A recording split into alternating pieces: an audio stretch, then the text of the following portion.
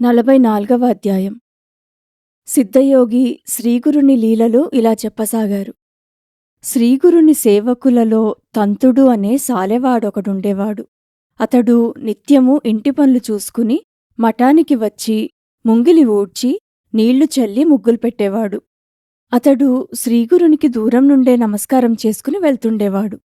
ఒకసారి శివరాత్రికని అతని బంధువులు శ్రీశైలం వెళుతూ అతణ్ణి కూడా రమ్మని పిలిచారు. అతడు శ్రీగురుడు ఉన్నచోటే తనకు శ్రీశైలమని, శివస్వరూపుడైన శ్రీగురుణ్ణి వదిలి తాను రాలేనని చెప్పాడు. వారంతా వీడొక మూర్ఖుడు అని పరిహసించి వెళ్ళిపోయారు. అది గమనించిన శ్రీగురుడు అతనితో, నాయనా, మీ వాళ్ళందరూ శ్రీశైల యాత్రకు పోతుంటే నీవు మాత్రం ఇక్కడే ఉండిపోయావేమి అనడిగారు.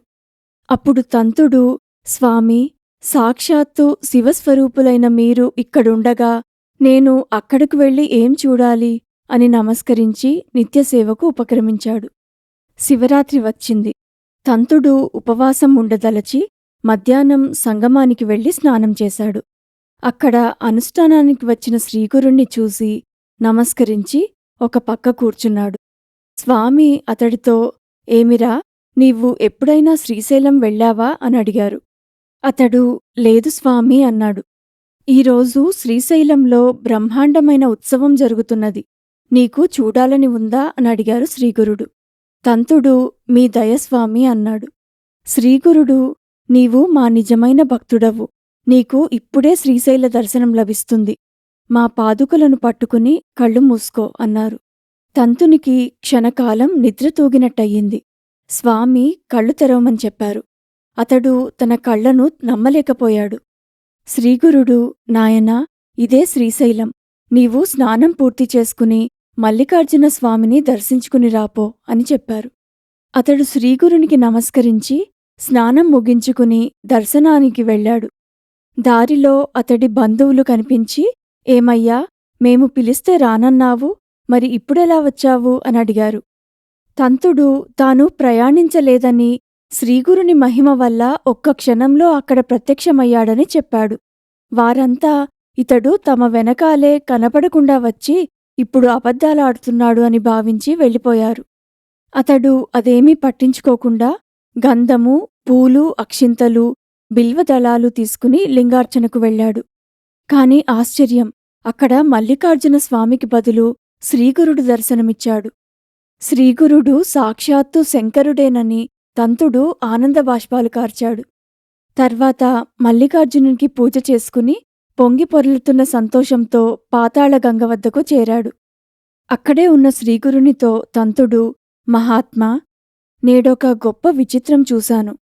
లింగార్చనకని దేవాలయానికి వెళ్ళినప్పుడు అక్కడ మల్లికార్జున స్వామి స్థానంలో నాకు మీ రూపం దర్శనమయ్యింది. మీరు మానవాకృతిలో అవతరించిన పరమేశ్వరులు. పక్కనే కొండను పెట్టుకుని గులకరాళ్ల కోసం చుట్టూ గాలించేవారిలా దగ్గర ఉన్న మిమ్మల్ని విడిచి వీళ్లంతా ఇంత దూరం ఎందుకొస్తున్నారు అన్నాడు. అప్పుడు స్వామి, నాయనా, అలా కాదు. విశ్వమంతటా వ్యాపించి ఉన్న పరమేశ్వరుడు ఒక్కడే అయినప్పటికీ ఆయన సన్నిధి అనుభవించడానికి భక్తులకు అనేక మహిమాన్విత స్థానాలు ఉపకరిస్తాయి. మహాశివరాత్రి నాడు ఈ క్షేత్రంలో ఎంతో మహిమ ఉంటుంది. అందుకు నిదర్శనంగా ఒక కథ చెబుతాను విను. పూర్వం కిరాతదేశాన్ని విమర్శుడనే రాజు పరిపాలిస్తుండేవాడు. అతడు పరాక్రమశాలి, శివభక్తి పరాయణుడు. కాని అతడిలో పూర్వజన్మ సంస్కారాలైన కొన్ని దుర్గుణాలు మిగిలిపోయాయి. కోపము, పరస్త్రీ వ్యామోహము, ఆశ మొదలైన వాటితో నిత్యం ఊగిసలాడేవాడు. అతడి భార్య కుముద ఉత్తమురాలు. తన భర్తలో ఉన్న వ్యతిరేక గుణాలకు కారణం తెలుసుకోదలచి ఆమె తమ ఆస్థాన గురువును సంప్రదించింది. జ్ఞానసంపన్నుడైన ఆ గురువు తన భర్త యొక్క పూర్వజన్మ వృత్తాంతం చెబుతాడు. అతడు పూర్వజన్మలో ఒక శునకం. ఒక శివరాత్రి నాడు ఆహారం దొరకక అటూ ఇటూ తిరుగుతూ ఒక దేవాలయంలోకి ప్రవేశించింది. అది చూసిన కొందరు ఆ కుక్కను తరమడానికి వెంటబడ్డారు. అది వారిని తప్పించుకోడానికి దేవాలయం చుట్టూ పరిగెత్తింది. చివరకు వారి చేతుల్లో దెబ్బలు తిని అది అక్కడే ప్రాణాలు విడిచింది. శివరాత్రి నాడు ఆ కుక్క ఆహారం తినకుండా దేవాలయం చుట్టూ తిరిగిన కారణంగా ఆలయం వద్దనున్న దివిటీలను చూస్తూ అక్కడే ప్రాణాలు వీడినందువల్ల దానికి ఉత్తమ గతి కలిగి ఈ జన్మలో రాజజీవితం లభించింది అని చెప్పాడు. అందువల్లే పాత సంస్కారాలు కనిపిస్తున్నాయని తెలిపాడు. ఈ జన్మలో బుద్ధిపూర్వకంగా చేసే శివపూజ వలన ఆ సంస్కారాలు సన్నగిల్లి భవిష్యత్తులో ఉత్తమగతులు కలిగిస్తాయని చెప్పాడు. కుముద తన పూర్వజన్మ విశేషాలను కూడా తెలపమని గురువును కోరింది. పూర్వం నీవొక పావురంగా జన్మించావు. అడవిలో దొరికిన మాంసపు ముక్కను నోటికి కరుచుకుని ఎగురుతుండగా ఒక డేగ దాన్ని వెంబడించింది. ఆనాడు శివరాత్రి. తప్పించుకోడానికని ఆ పావురం గోపురం చుట్టూ ఎగురుతూ ఉండగా డేగ దాన్ని చంపి ఆహారం లాక్కుపోయింది. శివరాత్రి నాడు అలా తిండి లేక గోపుర ప్రదక్షిణ చేసిన కారణంగా నీకు ఈ జన్మలో ఉత్తమగతి కలిగింది అని చెప్పాడు. తమ భవిష్యత్తు ఎలా ఉండబోతోందని ఆమె గురువును అడిగింది. గురువు ఇలా చెప్పాడు. అమ్మా, తరువాతి జన్మలో నీ భర్త సింధుదేశంలో రాజకుమారుడిగా జన్మిస్తాడు. నీవు సంజయదేశ రాజకుమార్తెగా జన్మించి అతడి భార్యవవుతావు. ఆ పై జన్మల్లో సౌరాష్ట్ర, కళింగ, గాంధార, మగధ, దశార్ణ, పాండ్యదేశాల్లో రాజై పుడతాడు. ఈ 7 జన్మల్లోనూ నువ్వు అతడి ధర్మపత్నివై సుఖసంతోషాలతో జీవించగలవు. మీరిరువురూ శివారాధన, దానధర్మాలు చేస్తూ అగస్త్య మహర్షి వలన సన్యాసం స్వీకరించి జన్మరాహిత్యం పొందుతారు అని చెప్పాడు. కనుక తంతుక, తెలియకనే శివపూజ చేసిన కుక్క, పావురము రాజు రాణిగా జన్మించి తదుపరి జన్మరాహిత్యం పొందారు కదా. నేటి నుండి నీవు నిరంతరము ఈశ్వరుణ్ణి ఆరాధించు అన్నారు శ్రీగురుడు. తంతుడు, స్వామీ, నాకు మీరే ఈశ్వరుడు. మీ పాదాలే నాకు సర్వతీర్థాలు. పరంజ్యోతి స్వరూపులైన మీ పాదాలను ఆశ్రయించుకుని ఉన్నాను.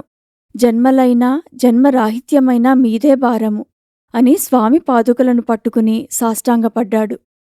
అతడు కళ్ళు తెరిచేసరికి వారు గంధర్వపురంలో ఉన్నారు. తంతుడు ఈ జరిగిన విచిత్రం అక్కడున్నవారికి చెప్పగా మొదట ఎవ్వరూ నమ్మలేదు. అతడు శ్రీశైలంలో గుండు కొట్టించుకోవడం, పూలు ప్రసాదం తీసుకురావడం, తన బంధువులను కలవడం అన్నీ వివరించి చెప్పాడు. శ్రీగురుని మహిమ తెలిసిన భక్తులు స్వామిని వెంటనే దర్శించి ఆశ్చర్యంతో ఆయనను స్తుతించారు. శ్రీశైల యాత్ర ముగించుకుని వచ్చినవారు తంతుణ్ణి అక్కడ చూశామని చెప్పారు. అది విని ఆ ఊరివారు తంతుడు చెప్పినది నిజమేనని నిర్ధారించుకున్నారు. తంతుడు యావజ్జీవితం స్వామిని సేవించి చివరకు ముక్తి పొందాడు. శ్రీగురుని మహత్యం ఎంతని చెప్పగలం అన్నాడు సిద్ధయోగి. శ్రీ దత్తాయ గురవే నమః. శ్రీ శ్రీపాద శ్రీవల్లభాయ నమః. శ్రీ నృసింహ సరస్వత్యై నమః.